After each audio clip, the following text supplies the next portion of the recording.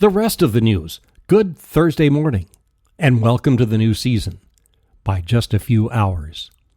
All 7 major planets are visible in this week's night sky. Wintertime in Wisconsin, summer in Sydney. Up here in the northern hemisphere, today is just a wee bit shorter than yesterday. It was a big day for Lauren Weinberg.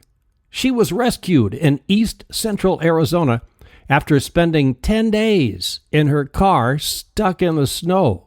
She had only 2 candy bars, no real heavy coat or blanket, and she drank only melted snow. Lady Luck also smiled on an entire New Mexico family.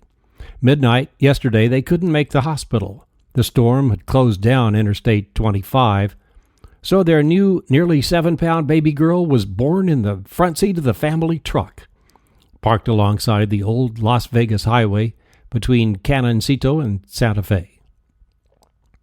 The presidential Christmas card this year features Bo, the family dog, in front of a roaring fire, the mantel festooned with festive wreaths, and a poinsettia on the table. There is no tree in the picture, but under it, if there were, would be the president's improving approval ratings. The card was designed by a Los Angeles graphics artist. In L.A. today, expect 65-mile-per-hour Santa Anas and maybe more power outages. Occupy L.A. participants who were arrested recently now get a chance to pay the corporate man $355 to get it off their record. The money goes to a private company, the American Justice Associates, for the opportunity to learn about free speech with lectures from lawyers and retired judges.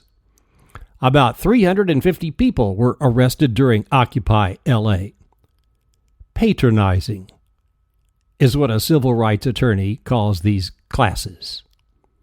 The Los Angeles City Attorney says the First Amendment is not absolute, and government can regulate when, where, and how free speech is exercised. Maybe Dr. Martin Luther King just didn't know about that.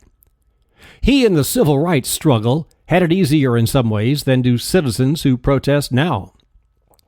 Technology giveth with social media, and technology taketh away with ubiquitous surveillance by Big Brother. The falling cost of data storage now affords governments the wherewithal to store everybody's every phone call and text and cell phone GPS coordinate and security camera image identifiable by facial recognition indefinitely.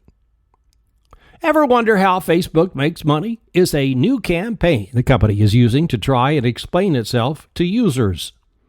Ads will be inserted into news feeds beginning next month from friends and page likes. And the new timeline, which promises to tell a person's entire life story, cannot be disabled. Good old Hubble Space Telescope has discovered complex hydrocarbons on the surface of Pluto. Yep, looks like they're everywhere.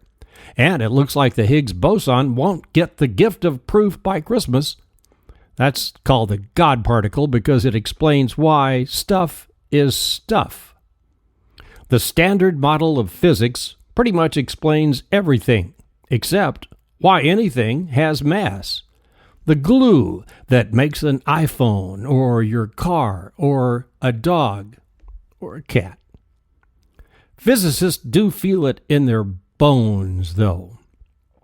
It's beginning to look a lot like Christmas, and the post offices are full of folks for another year. See you tomorrow with the rest of the news Friday. This is Dan Earhart.